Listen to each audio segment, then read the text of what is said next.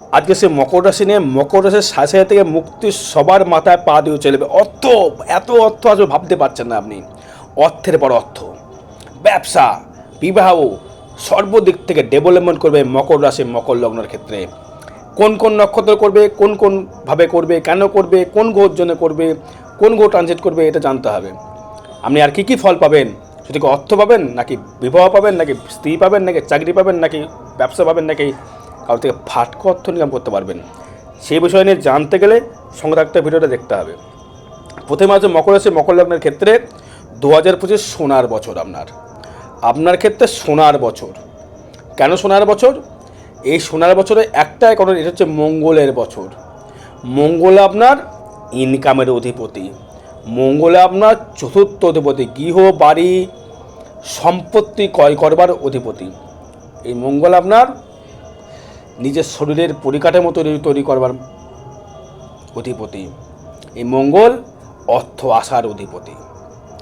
এই মঙ্গল আপনাকে কী কী দেবে, বা শনি কী দেবে, বা দেবগুরু বৃহস্পতি কী দেবে, বা রাহু কী দেবে? এই বছর 3টে গ্রহ ট্রানজিট করছে, মারাত্মক ঘটনা একদম। 3টে তাবর গ্রহ ট্রানজিট করছে। শনি 1 নাম্বার, তারপর দ্বিতীয় হচ্ছে দেবগুরু বৃহস্পতি, আবার চণ্ডাল গ্রহ রাহু। এরা কিন্তু ট্রানজিট করে ফেলছে। কোন কোন ঘরে আসে ট্রানজিট করে করে? শনি চলে যাচ্ছে হচ্ছে মীন রাশির ঘরে, পূর্ব ভাদ্রপদ নক্ষত্রে চলে যাচ্ছে শনি। বৃহস্পতি যাচ্ছে কোথায়? মিথুনে, আদ্রা নক্ষত্রে। এবং রাহু আসছে পূর্ব ভাদ্র নক্ষত্রে। এই যে কম্বিনেশন জায়গাটা আপনার ক্ষেত্রে কতটা প্যাথেটিক বলবো না, কতটা যে মানে মর্মান্তিক জায়গা, দারুণ জায়গা। যাই হোক, এবারে হচ্ছে প্রথমে যদি আপনি অর্থ নিয়ে জেনে, আপনারা সবাই অর্থটা চায়। যারা ব্যায়ামবিদ, যারা ব্যায়াম করে, বা যারা যেহেতু অষ্টমে কেতু পদার্পণ করবে, যারা স্পিরিচুয়াল নিয়ে কানেকশান, স্পিরিচুয়াল জায়গা নিয়ে কানেকশান করছে, বা অ্যান্টিক দ্রব্য নিয়ে কানেকশান করছে, অ্যান্টিক দ্রব্য, অ্যান্টিক যারা ব্যবসা করেন, বা অ্যান্টিকের দ্রব্য নিয়ে যারা ব্যবসা করতে চাইছেন, বা অ্যান্টিক নিয়ে রিসার্চ যারা করছেন, তাদের ক্ষেত্রে বলবো আপনি 1 নম্বর শিখরে থাকবেন। 1 নম্বর থাকবেন আপনি। আমি কি লিখেছি? সবার মাথায় পা দিয়ে চলবে মকর রাশি। সাজিয়ে থেকে মুক্তি কে খাবে একদম। দেখতে হয় এবার আমাকে, পিছনে ফিরে তাকার মধ্যে জায়গা থাকবে না আর। যাই হোক, এবার যারা বডি বিল্ডার, অনেকে কিন্তু বডি বিল্ডার আছে, অনেকে বডিকে ভালোবাসেন, বডি শো করতে চান, তাদের ক্ষেত্রে কিন্তু দারুণ ডেভেলপমেন্ট জায়গা দেবে, তারা এখন দারুণ ডেভেলপমেন্ট করবে। কিন্তু আপনার এই 7.5-এর জন্যে যে মুক্তি পেয়ে গেল, 7.5 থেকে মুক্তি পেয়ে যাচ্ছেন মার্চ মাসে, তা ভাবতে পারছেন যে কতটা আপনি সুযোগ পাচ্ছেন। কারণ সে দ্বিতীয়পতি শনি চলে যাচ্ছে আপনার তৃতীয়ভাবে, দৃষ্টি করবে আপনার ভাগ্যস্থানে, ভাগ্যে দৃষ্টি করবে, আপনার দ্বাদশ দৃষ্টি করবে, এবং আপনার পঞ্চমে দৃষ্টি করবে। যারা সায়েন্স নিয়ে পড়াশোনা করছো, যারা টেকনিক্যাল ইঞ্জিনিয়ার নিয়ে পড়াশোনা করছো, যারা রেলের নিয়ে পড়াশোনা করছো, যারা অ্যান্টিক দ্রব্য নিয়ে পড়াশোনা করছো, বা অ্যান্টিক দ্রব্যের ব্যবসা করতে চাইছো, বা যারা খুব প্রেমে খুব পূজারি ছিলে, প্রেম কিন্তু একটু চটকাবে, প্রেমের দিক থেকে কিন্তু একটু সমস্যা তৈরি করে। প্রেমের দিক সব কিছু ভালো দিতে পারে না, অর্থ দিতে পারবে, ব্যবসা ভালো দেবে, বডি বিল্ডার ভালো দেবে, ভালো স্টুডেন্ট যারা ভালো ছাত্র পড়ান, তাদের ক্ষেত্রে কিন্তু অতীব সুফল তারা এখন দেবে মকর রাশি মকর লগ্নের ক্ষেত্রে। এবারে আপনার দ্বিতীয় আসছে রাহু। এবার বলতে পারে দ্বিতীয় রাহু কিন্তু ভাঙতে পারে, বলতে দ্বিতীয় রাহু কিন্তু একটা কথা বলি আপনাকে, দ্বিতীয়স্থ রাহু কেন্দ্রবিন্দু রাহু যখন রয়েছে, সে যখন পূর্বত নক্ষত্রে রয়েছে। এবার আপনার নক্ষত্র কে আছে দেখুন, আপনার কি উত্তরাষাঢ় নক্ষত্রে জন্ম 21 নম্বর নক্ষত্রে, নাকি সুবর্ণ নক্ষত্রে জন্ম, নাকি ধনিষ্ঠ নক্ষত্রে জন্ম? আগে চারটা খুলুন, আমি বলছি শুনুন। এবার রাহু থাকছে পূর্বপদ নক্ষত্রে, বৃহস্পতি নক্ষত্রে রাহু চলছে, প্রবেশ করবে। তার মানে আপনার যদি 21 নম্বর নক্ষত্র হয়, তার মানে 7 নম্বর নক্ষত্র, 21, 22, 23, 24, 25, 26, 27 আপনার কিন্তু ভালো ফল দিচ্ছে না। 21 নম্বরের ক্ষেত্রে রাহু কিন্তু ভালো ফল দিচ্ছে না, কিন্তু বৃহস্পতি কিন্তু আবার আপনাকে ভালো ফলও দিচ্ছে না। শনি আপনাকে ভালো ফল দিচ্ছে না, রাহু ভালো ফল আপনাকে দিতে পারছে না। যারা উত্তরাষাঢ় নক্ষত্রের জন্য, ভালো করে শুনবেন, এবং যারা বৃহস্পতির নক্ষত্র কম্বিনেশন যদি করি, আমরা ষষ্ঠ নক্ষত্র যদি ভাব দিই, তাদের ক্ষেত্রে কিন্তু একটা বেটারমেন্ট জায়গা দেবে। আদ্রা নক্ষত্র মানে 21, 22, 23, 24, 25, 26, 21, 22, 23, 24 জন্মসব বিপদ ক্ষেম নক্ষত্র। 25 হচ্ছে আপনার ক্ষেত্রে ভালো জায়গা দিচ্ছে না, কিন্তু ক্ষেম নক্ষত্র আপনাকে দেবে। বৃহস্পতি কিন্তু আপনাকে একটু ঘুরিয়ে দেবে। বৃহস্পতি দৃষ্টি করছে দ্বিতীয়, মুখের ভাষা কিন্তু খুব সংযত। টাকা ধার দেবার পূর্বে হাজারবার ভাববে লোকটা টাকা দেবে কিনা। ধার দিলে কিন্তু টাকা চিটিং হবে, মিলিয়ে রেখে দেবেন। টাকা ধার দিলে টাকা চিটিং হবে, লোন পরিশোধ হবে।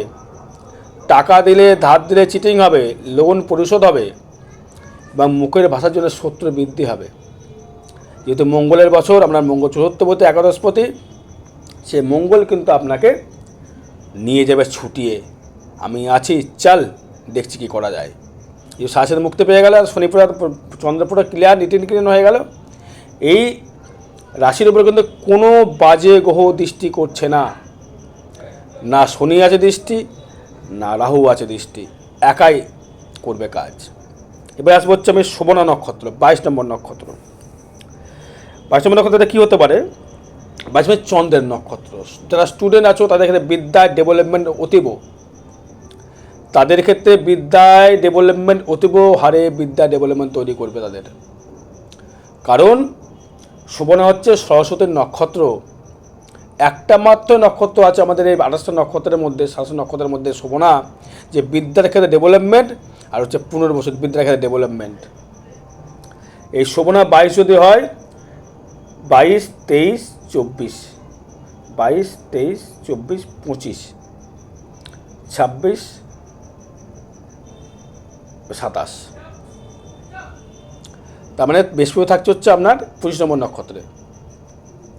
হ্যাঁ, তাহলে 22, 23, 24, 25 জন্ম সম্পদ ক্ষেম, 22 নম্বর নক্ষত্র থেকে যদি আসি, জন্ম সম্পদ বিপদ ক্ষেম নক্ষত্রে আপনি ক্ষমাপ্রার্থী করতে পারবেন এবং আর্থিক দিতে ডেভেলপমেন্ট করতে পারবেন।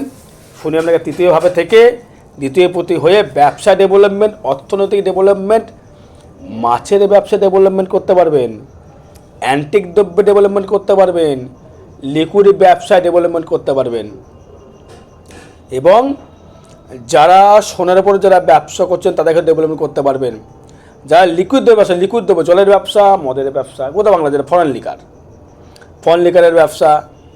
এবার যদি বলেন দাদা আমার তো সব যদি না মেলে, আমার জন্মচার বিচার করান। রাশি দিয়ে কিন্তু সর্বোচ্চ বিচার হয় না। রাশি হচ্ছে মেন্টাল, রাশি হচ্ছে আমাদের মন মানসিকতা, রাশি হচ্ছে নক্ষত্র নিয়ে মানসিক দশা বিচার করা হয়। কিন্তু এই রাশি থেকেও যদি বিচার করে পড়ি, আমার জন্মচার দেখা গেলো যে শনি দশা চলছে এখন, আমি জানি না, ট্রানজিট গোচর ফলে, এটা কিন্তু কারো ব্যক্তিগত জন্মচার নয়। আচ্ছা, এবার আসবো হচ্ছে আমি ধনিষ্ঠা নক্ষত্র,